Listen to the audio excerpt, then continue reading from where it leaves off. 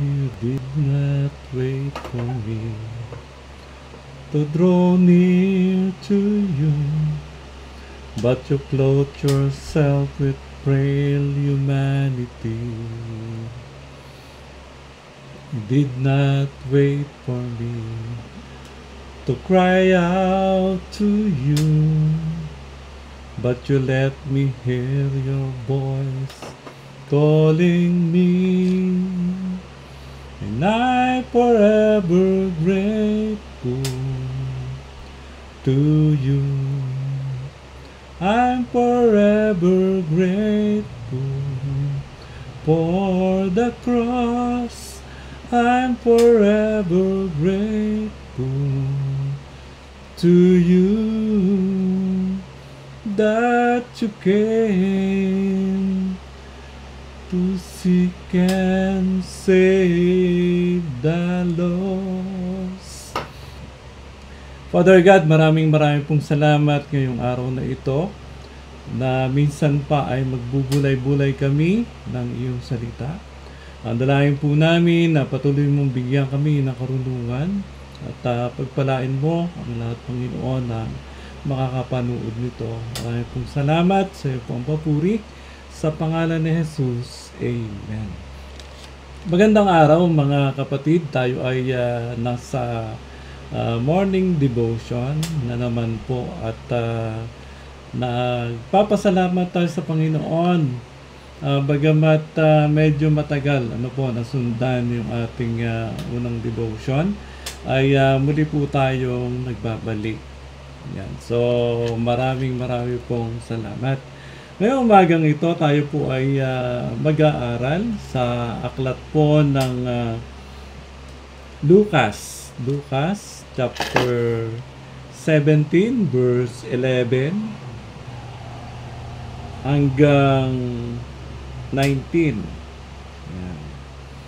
Ganito po ang nakasulat sa Lucas 17:11. Sa paglalakbay ni Jesus patungong Jerusalem, nagdaan siya sa hangganan ng Samaria at Galilea. Nang papasok na siya sa isang nayon, siya'y sinalubong ng 10 kitunin. Tumigil sila sa malayo-layo at humiyaw ng, "Jesus, Panginoon, mahabag po kayo sa amin." Nang makita sila ay sinabi niya, "Humayo kayo at pakita sa mga saserdote." At samantalang sila ay naglalakad, gumaling sila. Nang mapuna ng isa na siya'y magaling na, nagbalik siyang sumisigaw ng pagpupuri sa Diyos. Nagpatira pa siya sa paanan ni Jesus at nagpasalamat. Ang taong ito ay Samaritano. Hindi ba 10 ang gumaling? Tanong ni Jesus, nasaan ang 9? Wala bang nagbalik at nagpuri sa Diyos kundi ang dayuhang ito? Sinabi ni Jesus sa kanya, "Tumindig ka't humayo sa iyong lakad. Pinagaling ka dahil sa iyong pananalig." Purihin po ang Diyos sa pagkakabasa ng salita niya. At ngayong umagang ito ay ang isang tanong sa bawat isa sa atin ay, marunong po ba tayong magpasalamat? Yan. Isang araw po ako ay nag-travel. Ako ay dito po galing sa Montalban, Rizal. At nag-travel ako papunta po sa Cubao o dun sa Camyas, na malapit na sa Cubao. Yan. Sa aking pagta-travel, umpisa ay yung minibus na sinakyan ko ay hindi siya papuno. Pero habang naglalakbay siya papuntang Litex ay unti-unti po siyang napuno. Hanggang sa nung napuno na, nagsisiksikan, yung conductor ay patuloy niyang pinupuno yung minibus. Meron pong isang matandang babae na nahihirapan siya. Nakita ko na nahihirapan. Ang ginawa ko po ay pinaupo ko. So bagamat ako po ay papunta na rin sa medyo malayo-layo pa naman doon sa pagka-senior, nasa 57 na po tayo. Ako po kasi medyo mahiluhin din, kaya hindi po ngayon ako basta-basta tumatayo para paupuin yung mga nakatayo, kasi siyempre iba na po yung ating pakiramdam.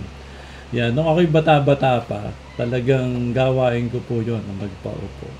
Pero nung makita ko po yung isang senior na, hindi natiis ng aking puso na siya po ay paupuin.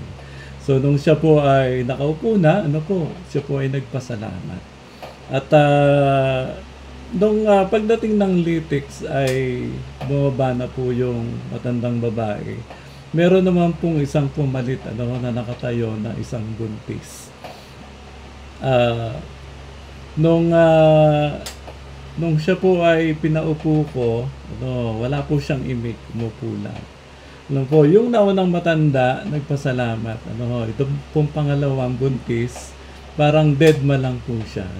Basta na lamang din po siyang umupo at wala po siyang sinasabi. Ako naman po hindi naghihintay ng kapalit na magpasalamat. So ang pinupunto ko lamang po dito ay pag may nagawa na isang bagay sa atin, ang kapwa natin, tayong na ginawa ng mabuti, ay dapat magpasalamat po sa kanya.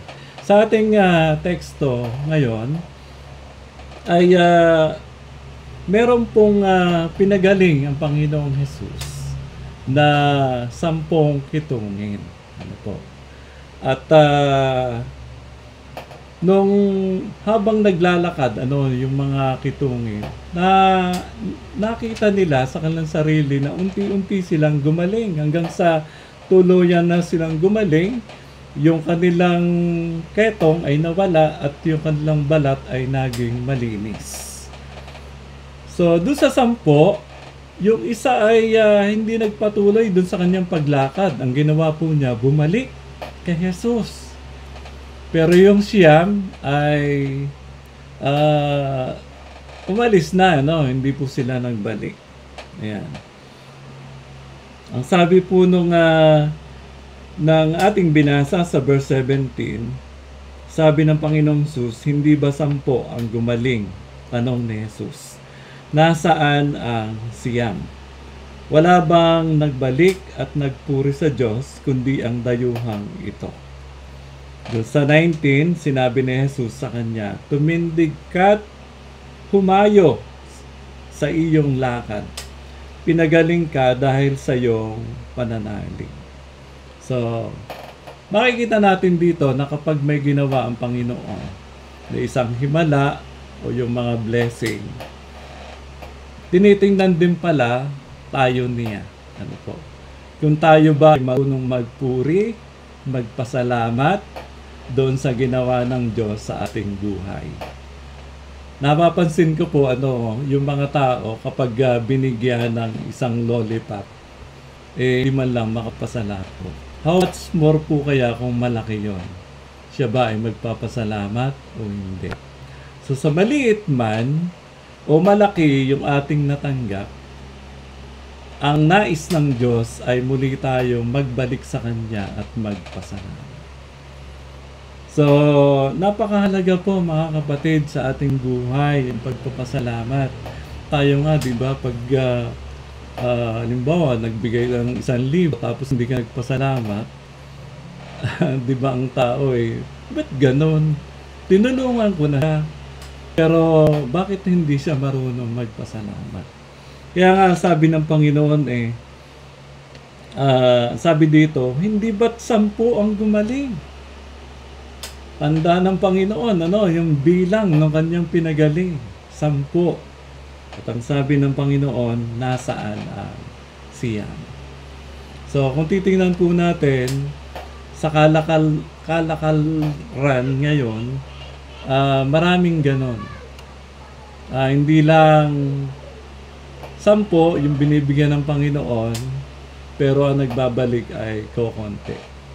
So ang aral dito mga kapatid ay matuto tayong magbalik sa Panginoon. So lahat ng bagay na ating natatanggap ay galing sa Diyos. Tandaan po natin na ang baby, nung siya po ay iluwal ng kanyang ina mula dun sa kanyang sinapupunan, siya po ay meron na bang dala? Meron na po ba siyang pampers? Meron na po ba siyang lampin? Hindi. So siya po ay binihisan ng kanyang ina. At yung pambihis na yon, yung damit na yon, ay kung ating titingnan kung saan ang galing, talagang ang Diyos po ang nagbigay nito. Blessing po yan.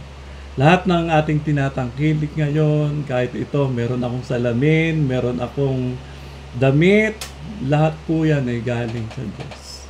At kinakailangan po natin na pasalamatan siya sa lahat ng gawa sa ating buhay. Ano po? Lamang po ang ating buhay, di ba? Tayo po lahat ay makasalanan. At si Jesus ay namatay doon sa krus ng Kalbaryo para sa atin. Tinubos pa, tayo ni Jesus. Pero doon sa nangyaring yon, di ba? Minsan sa atin, dead ma lang yung nangyari kay Jesus sa krus ng Kalbaryo. So, yun po ay amazing grace. Kaya nga, ang tao, yung kaligtasan ng tao ay dahil lamang sa grasya ng Diyos. At yun po ay dapat nating ipagpasalamat. Kaya sa lahat ng nangyayari sa ating buhay, mga kapatid, ito po ay ating ipagpasalamat. So maraming pong salamat. Nawa, ngayong umagang ito ay lalo nating ma-exercise yung pagpapasalamat sa Diyos.